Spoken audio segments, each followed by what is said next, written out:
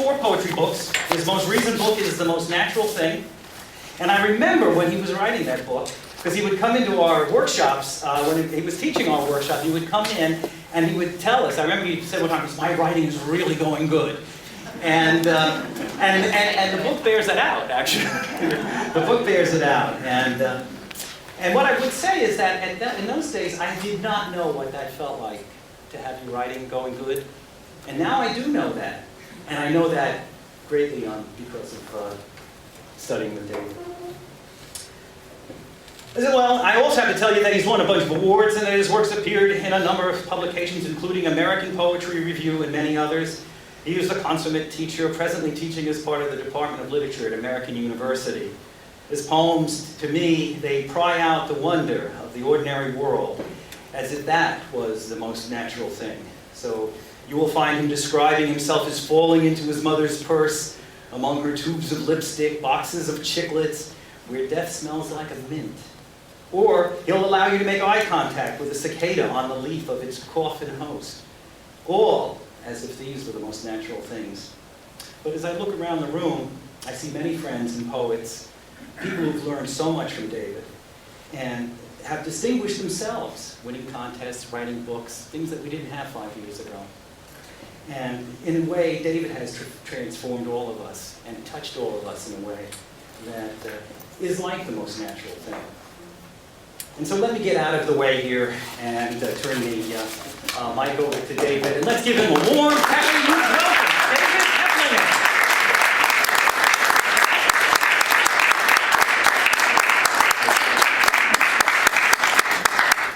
Henry, best introduction ever. So I was wondering how I would open up the reading, and usually, is it close enough? Okay. You can pull it out. Yeah. So usually I'll open it up with somebody else's poem, and I was thinking about what poem I would open with. But, you know, we were at the Chinese restaurant just earlier, and I got my fortune cookie. So this is my fortune cookie, which I have to tell you is the history of literature in any language. This is my fortune. Your problem just got bigger. Think what you have done.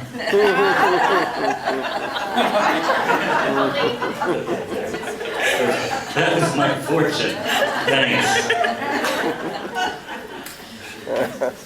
So I'll start with a couple new poems, and then I'll go backwards. This is called Beatification. The only soul who beatifies itself is the lightning bug of North America, also called firefly, also called half in love with dusty death, also called slant of light, also known as hobo who believes he's Jesus. And you, O my soul, who announces all arrivals greased with luciferin, never venerate yourself in the presence of children, is the lesson here. The flashing, timed dactylic, which teaches the child to count, to follow the rhythm, to snap his fist quickly and squeeze.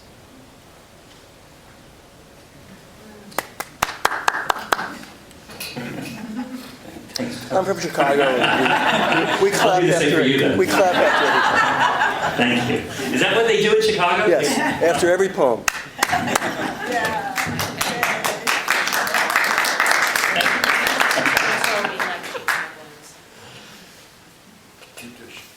This is called Feel My Muscle. The silver paper, as you like to call it, asphyxiating mouths of dishes in the fridge. Food you couldn't hold down. This moment also wrapped up tight. This moment also stored, storied, protected. The little boy blue on the wall at ease in his pert leggings, hips sashayed. The pink girl shadowed in her own parasol. And so the figures on the wall will never age. Man on his horse, the horse's eyes so logically human, shocked looking at me, looking back at him, the jawline tense, as with a toothache stuck like that in time. Stay still, this world has the nerve of saying, don't cry out, don't dare to look away. So as I continue the journey of writing poetry, a funny thing happens, and it probably has happened for many of you who write. I started my first poems 25 years ago writing enormous stories, like this is going to be the story about me and my father. And the poem was going to traverse decades, and that didn't work. So I wrote another poem that was a year in the life of my relationship with my father or my mother, and that didn't work.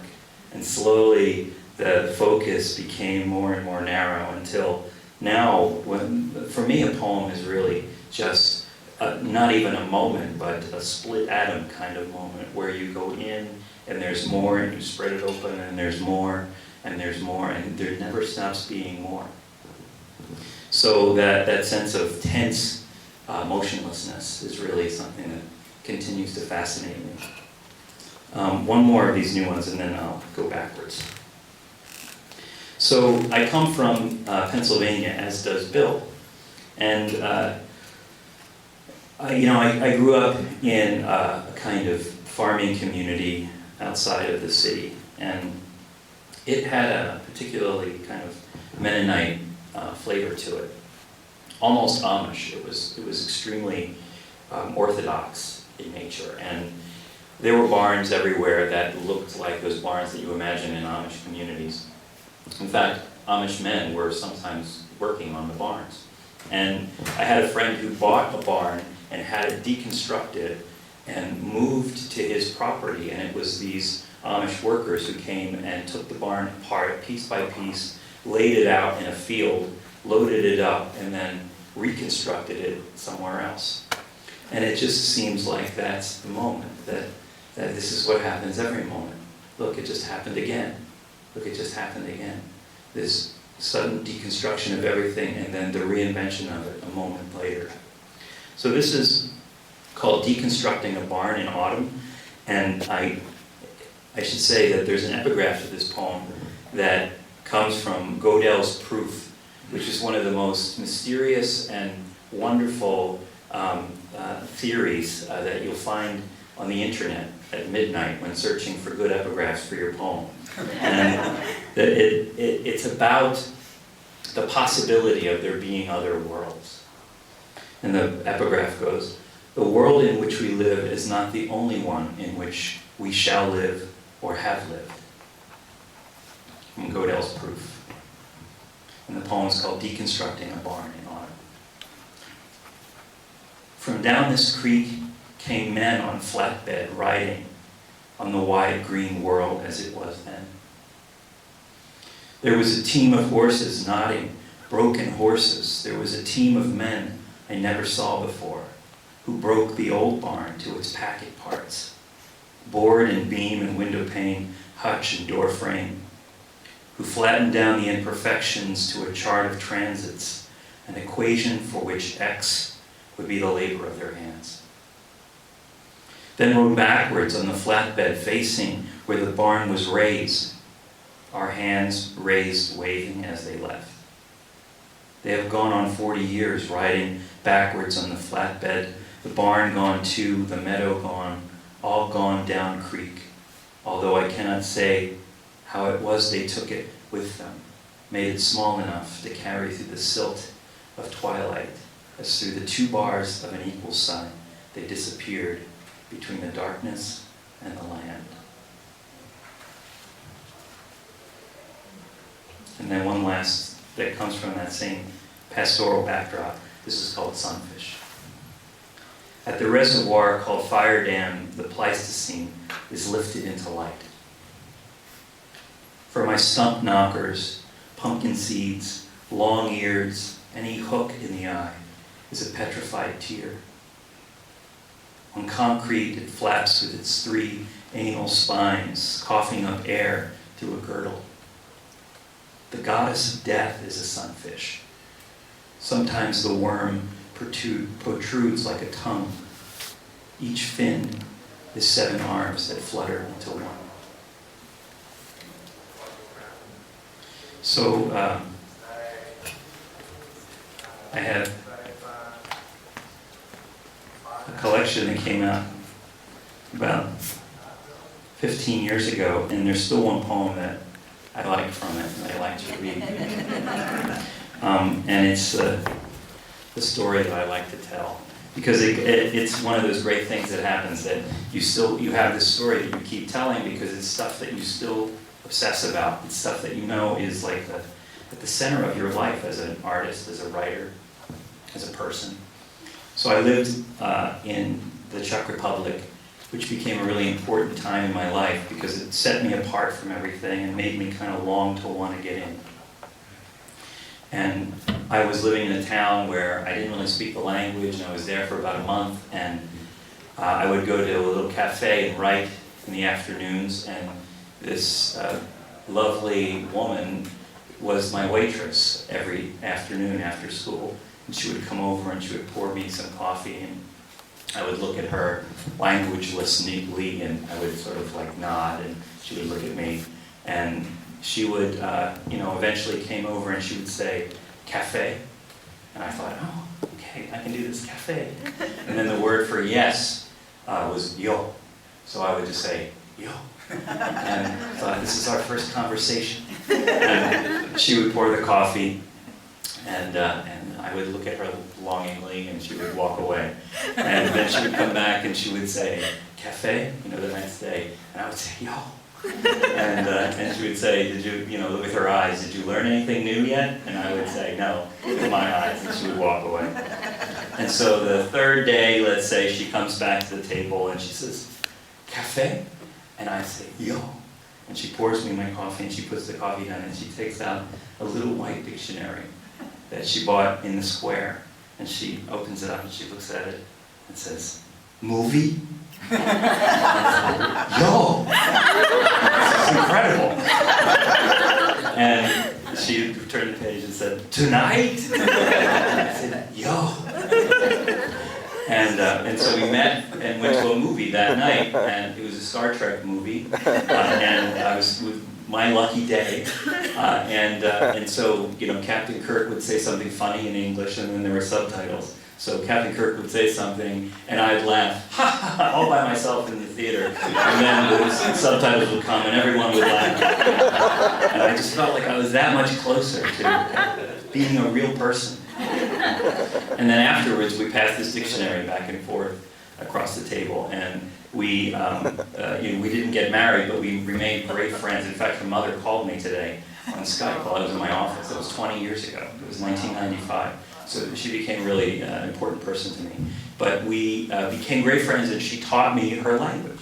So she taught it to me word by word, passing a dictionary back and forth across the table, which to me brought out that thing, which is the preciousness of the words, the incredible, amazing, unbelievable, miraculous thing that a word is. That this abstract thing flung out into the world with your vocal cords can mean something to somebody else. So this poem is essentially about that.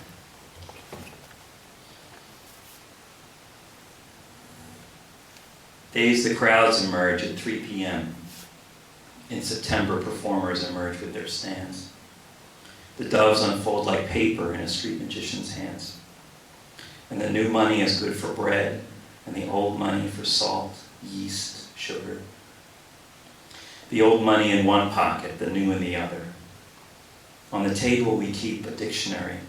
It takes minutes for Nika to say, "You are tender," and me back, "You are tender." The bath, the white tub, Turkish coffee on a white chair. For a long while I've been too fast to talk. I should take my time with words. The words are precious.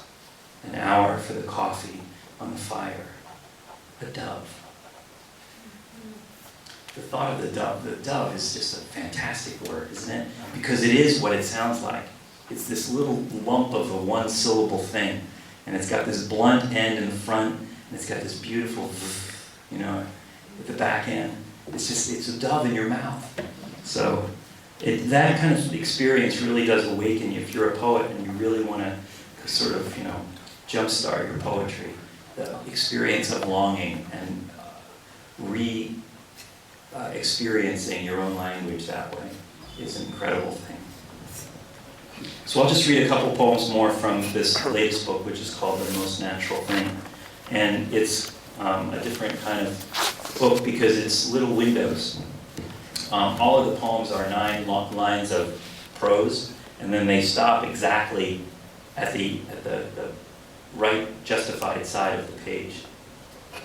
So there's squares, you know, a square is an unnatural thing, I guess. It doesn't appear in nature. You don't see square roses. But then you've got these human natural structure, or unnatural structures, and then you've got this organic world inside. So each one is like a window into an organ of the body. Each one is dedicated to a different organ of the body.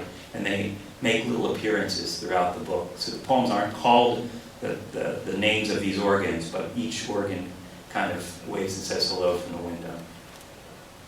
So here are a couple of those.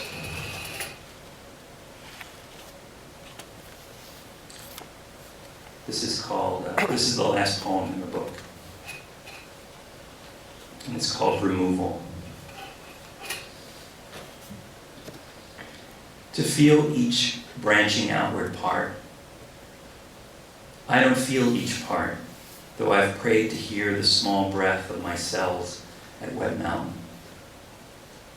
The aspen grove sends messages in leaf code to the heart, a clutch of roots. Mildew zones out in the provinces. Burn up, the yellow aspen says, burn up, which is another way of saying, remember who you are as you move in your beautiful, arched upward body, believing yourself your own kingdom, believing yourself to be only yourself instead of the land. This poem is I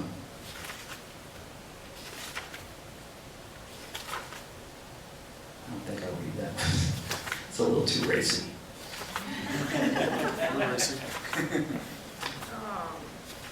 How about this one? Bonnie just heaved a sigh.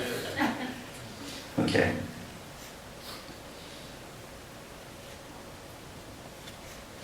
Almost not quite there. On its outer discs, the rods shift light into a message in the brain. They work on the periphery, function best in dark. My father wakes from sleep and asks, "Where are we, Davy?" He's going blind this year. The rods are master translators, but their work is imprecise.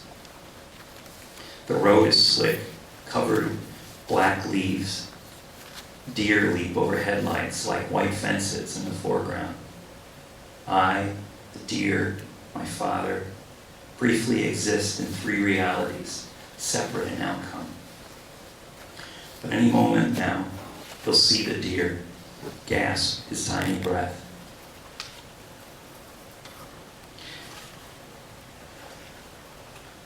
My heart swims in blood. Stone steps lead to the water and the steps go down and in. The master builder made it so these stairs continue farther down the Loire, climbed by fish and grazed in lightness by the feet of swimmers. The ruling body planted chestnuts here. Forest chestnuts grew, fell, and hollowed out. No new trees replaced them. To clear the song out of my head, I swim out of the shallows as light that shines through chestnut leaves falls in patches of huge brightness. But underwater, I hear just one thing.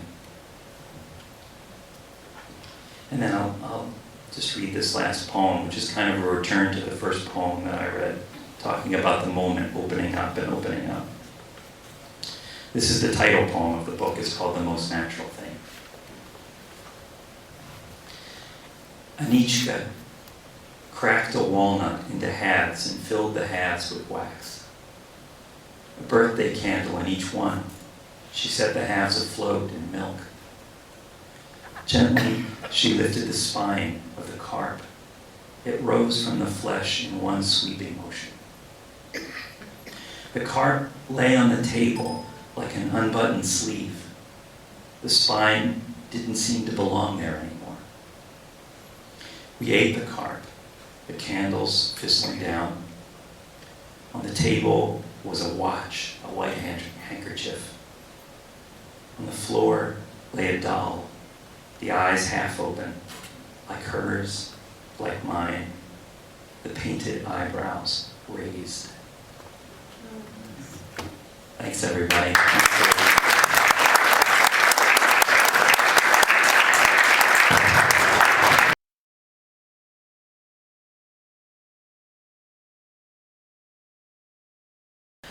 Bill Yarrow is a professor and a poet from Lincolnwood, Illinois, a small town 10 miles north of Chicago.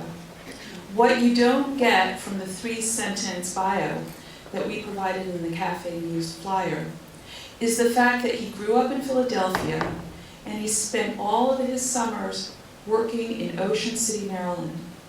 For 30 years, Yarrow's father owned and operated a penny arcade on the boardwalk in Ocean City. I have to believe that Yarrow's way of looking at the world was influenced by the skewed vision of ordinary life that a child observes when growing up in what essentially is an amusement park. Thus, the writer and artist V.V. Sachek says about Yarrow's poetry, his work engages on 2 levels, that of the child surprised by a new morning and his curiosities, and that of an old soul chagrined by what he finds. This sensibility is echoed by a comment from the writer Stephen Paul Martin. He describes Yarrow's work as like a Dadaist version of John Donne. Let me give you an example from one of his poems titled Before the Door. You just can't believe your key won't open the front door anymore. Determined to prove reality wrong, you board a flight to Budapest and walk wet streets in search of a keyhole you're convinced exists. So that first sentence is perfectly logical. But the second sentence takes the situation into the realm of the surreal. I found Yarrow's style of writing and his ideas engaging and exciting. Apparently, I'm not the only one. Several video and visual media artists have been inspired by Yarrow's poetry, and the results of their work can be seen in video format on the website poetrystorehouse.com, and I highly recommend having a look at that. You might have noticed that the short poem selection I read is very visual. There's a key, a front door, an airplane flight, and some action taking place on wet streets in Budapest. Yarrow has a strong interest in films, particularly the genres of noir, silent, foreign, and obscure films. In addition to literature and creative writing, he sometimes teaches the study of film, and he frequently writes online about the movies he has seen. I think this interest in film, and specifically genres like noir, have an impact on his poetry, and I think you'll see that when you hear him. I should also mention he has a love for allusion, both classical and modern references. We're talking about Samuel Johnson and Shakespeare, as well as the Twilight Zone and modern police jargon. Listen for it as he reads his work.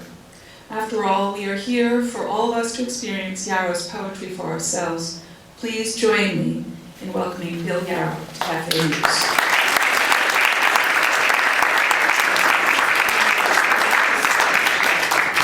Thank you, Glenn. I'm going to echo David, best introduction ever. Thank you, it's a pleasure to be here, and I love the East Coast, so I'm really happy to be back, and thank you all for coming out tonight. Okay, I'm going to start with a poem. This is called Need. I knew I needed to visit a beach made entirely of shark's teeth, and on that beach, I knew I would find ivory binoculars left by a vegan birder. And with those binoculars, I knew I could see into the windows of a shoreline luncheonette. And in that luncheonette, I knew I'd find my step-uncle propositioning a leggy waitress. And I thought of my aunt, her failing eyes 1,000 miles away on a dirty beach, looking for signs of onyx-colored birds. And I knew I had to visit that beach, for I too wanted to see those birds, and I had the binoculars necessary. This is called The Lost Boys. They live in Colorado and Washington State, Alabama and the Carolinas. They squeak by on sad inheritances and pristine discards. Every day hurts just a little, but not enough. So dreams billow in and smother ideas. Meanwhile, the body does its daily dance alone. It's a neutral life, frighteningly fun. One fills one's lungs with schadenfreude. Two finds a missile hidden in the boot. Tomorrow will be incandescent, but if it isn't, who will remember to regret? Day bleeds into day, and eventually clots into a life. Remember what Eminem taught. Let your longing be your GPS. This is called She Waited for Him. Station after station, she waited for him and he waited for her. That was part of the problem, misalignment. But neither understood the geography required for connection, how locus expands, how the Atlantic Ocean becomes Texas. When he held her, he thought of Racine, and when she held him, she thought of Cheyenne. Of course, there was nothing in between, except for love. But what is love? Perfume worn by saints. So they stalked cathedrals for the odor, breathed in sandalwood, candles, holiness, mold. And when their noses were full, they took that to mean they had found it. We all want to believe we found love. But what smells like love may not be love at all. That's the cross. It may be just worship. And this one is called The Deterioration of My Handwriting, which has, since I wrote the poem, deteriorated quite a bit more. I got a D in handwriting in the 3rd grade. I'm an old man now. That failure continues to haunt me. I saved all the letters from girls who said they loved me. As I look back on them, I can tell the ones I liked by the handwriting alone.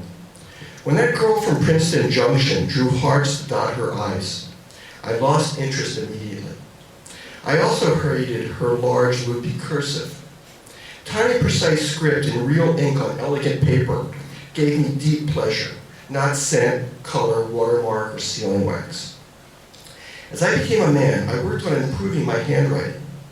Its sloppiness infuriated me. It was too revelatory. I stopped writing letters on pilfered bank deposit slips. I sprung for better pens. I adjusted my thinking to maximize the purity of my hand. The better my handwriting got, the straighter I stood. I filled 1,000 avid notebooks. I took a mistress. My handwriting became my immaculate paramour. But recently, I've noticed I can no longer hold a pen with brash panache. My journals have become slapdash embarrassments. I open them to random ugliness. I don't have the solace of the integrity of the handwritten alphabet.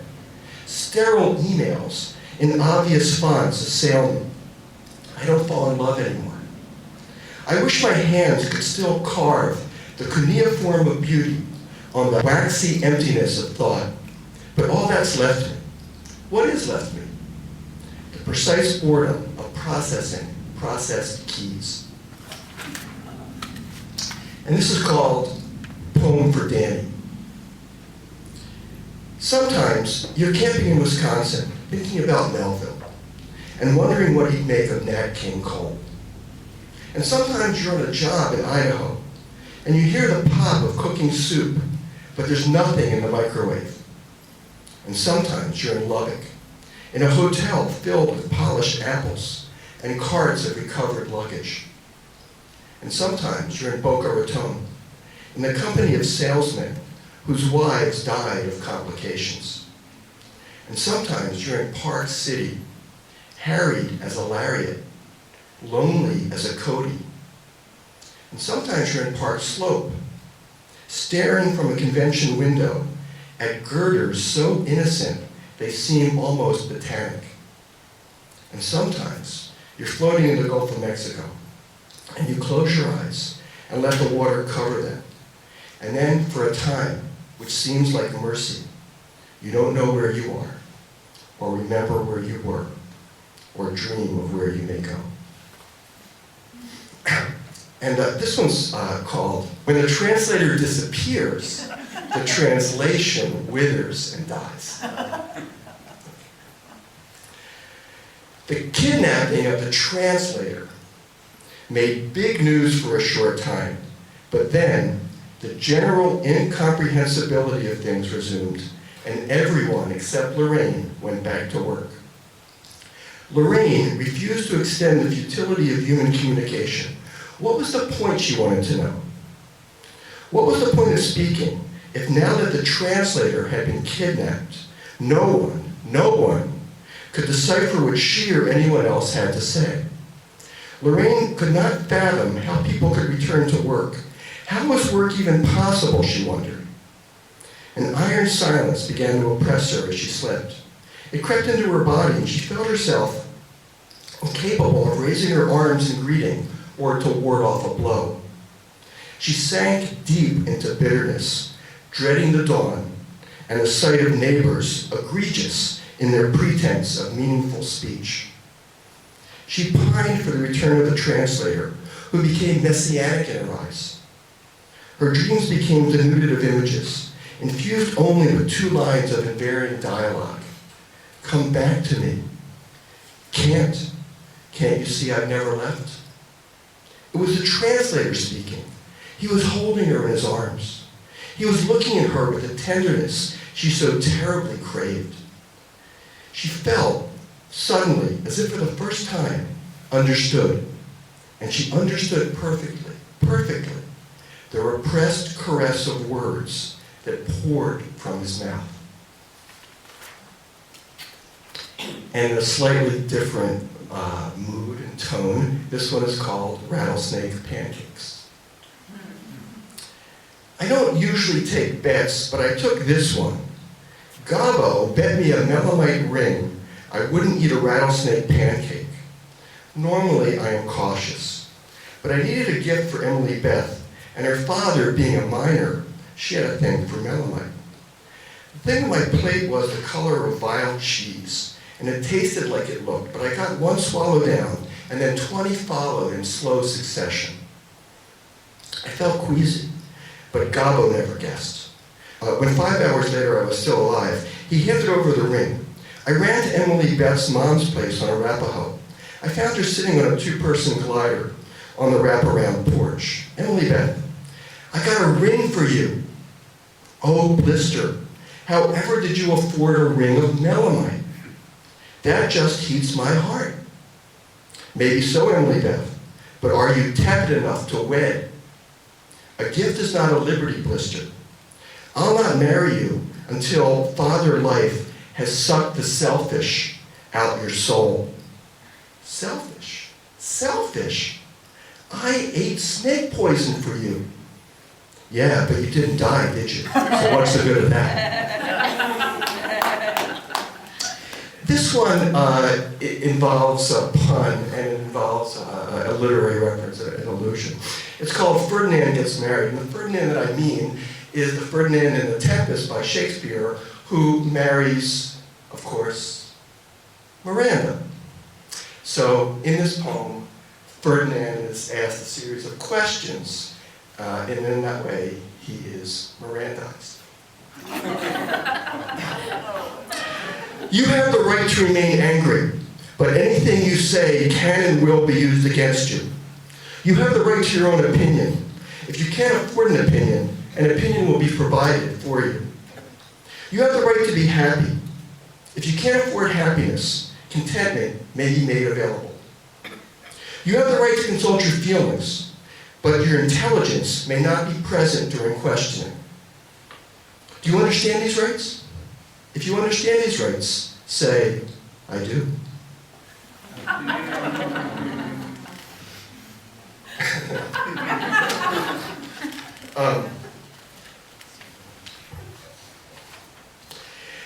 Gwen was recently in India, and I was in India a number of years ago. It was a fabulous place, and it's so gigantic that every visit is different. I was in southern India, and I was in the city of Chennai, which used to be called Madras. And this poem is called The Porousness of Borders. Title comes from David Foster Wallace. It was in India where we learned to navigate pity. We expected neither tragedy nor enlightenment, though flashbulb corpses were paraded down the street and elephants touched us on the head.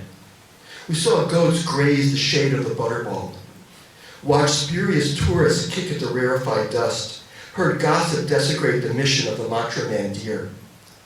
A single ox on the highway, oblivious of speeding trucks, was the emblem of time at war with eternity. Unbidden, the harmony of the impossible came to pass. Meanwhile, on the beach at Chennai, this memory. Tourists riding large birds, mauve horses lashed to stinging waves, gangs of boys with augers stabbing driftwood, the Gandhi statue suffused inconsolably with sun. Now I'm going to read a couple edgier poems, and I tried to be careful in my reading tonight. I don't want to offend anyone, but I do have some edgier work, and a number of these things are coming out in this forthcoming volume called Blasphemer. So this one's called There's No Crying in Poetry. Because I've been to many poetry readings in which poets have gotten up and read extremely sad poems which made them weep in front of an audience. And it's not that I object to the poem or I object to the feeling, I just object to weeping in front of an audience. So this is called No Crying in Poetry.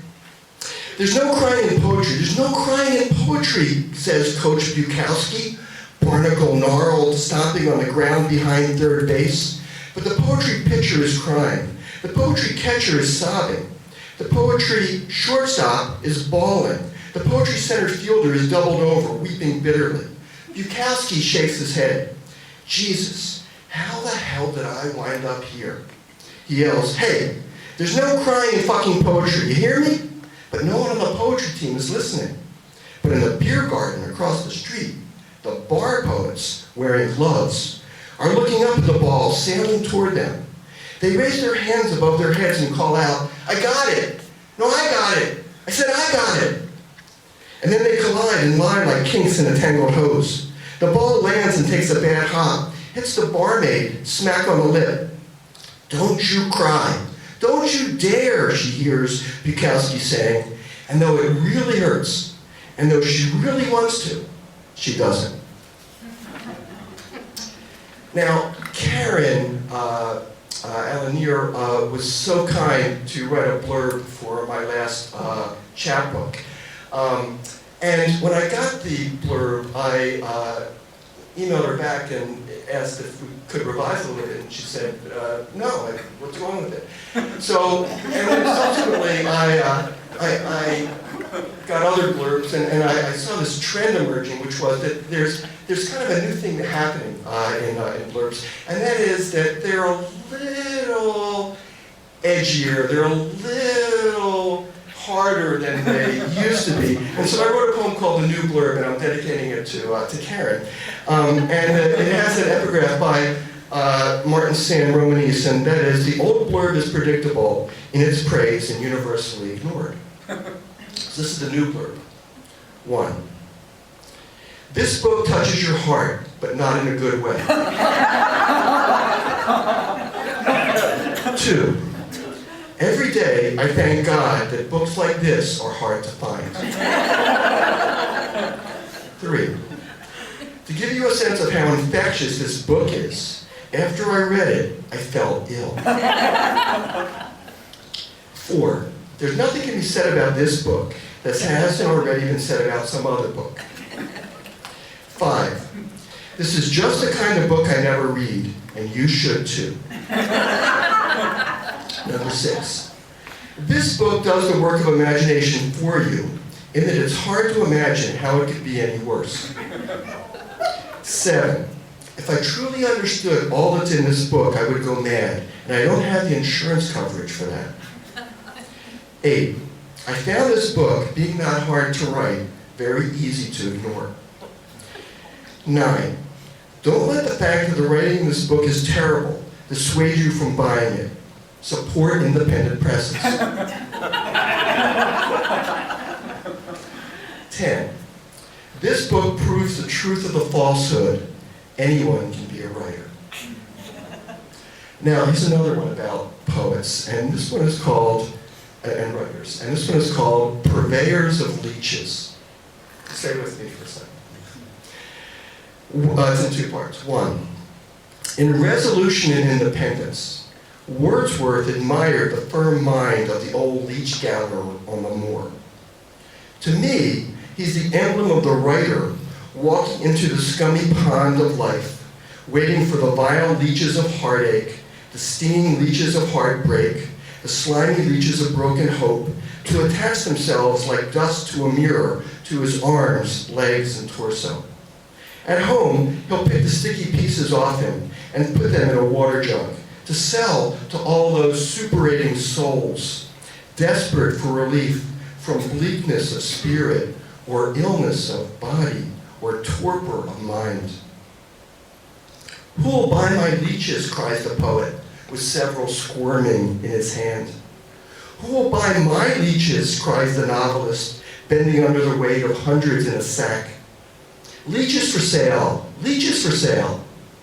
2, I am a purveyor of leeches. All my friends are purveyors of leeches. We meet weekly to compare our wares. She buys my leeches, and I buy his leeches, and he buys her leeches, and we attach them to each other, and they suck out all the vileness of living alone, of living in groups, of living in pairs, in short, of living. And for a while, we are healthy and happy, until someone comes along and explodes our hopes, or extinguishes our hearts. And then we ache, and bleed for sticky leeches, for where else can succor be found? This one is called We Don't Need No Education. You were sitting with your vexed complexion, your dour shoulders, your hoarse aloneness in the front row of my English for Unwed Mothers class. And I hadn't yet read your essay on miscarriages of injustice, nor had you read Montaigne's that men are justly punished for being obstinate in the defense of a fort that is not in reason to be defended. And it wasn't yet Thursday, 2004, when we would be sitting on the curb in front of the Sick Community Cafe, where you were telling me the body is a lost temple of bliss and blister. And the smile on my face was palpably inapt, and I blurted out, there's an ill energy that emanates from your precise heart that I find attractive. To which you replied, editing me with the surgeon's cruel disinterest, you mean it's an attractive ill energy? And I said, yes, that's what I mean, though that wasn't at all what I meant. And the sun was pursuing the moon in an ineffable dance of unlikelihood and redress. And you were wearing your father's shoes, though I remember thinking, what large feet you had.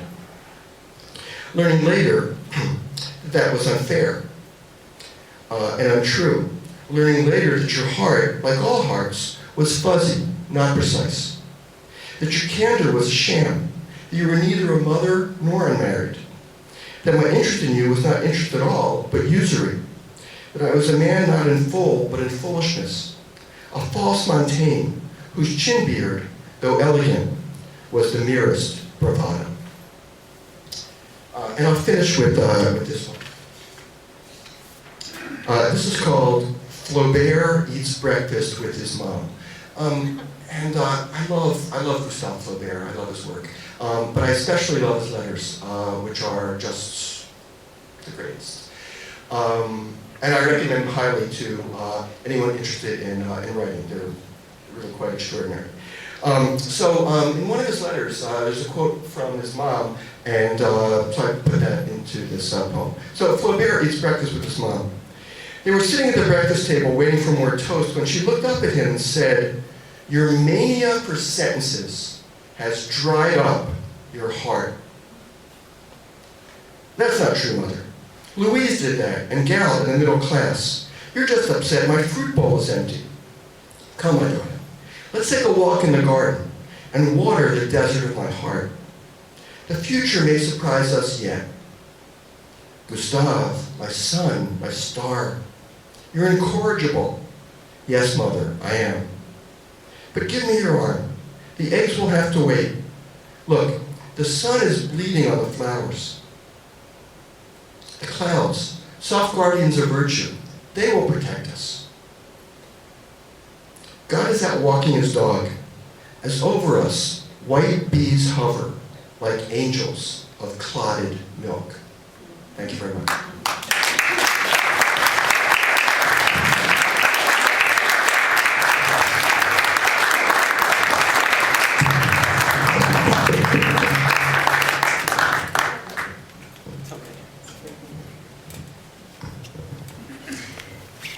Thank you, Bill, and thank you, David. Could we have one more round of applause for both of us?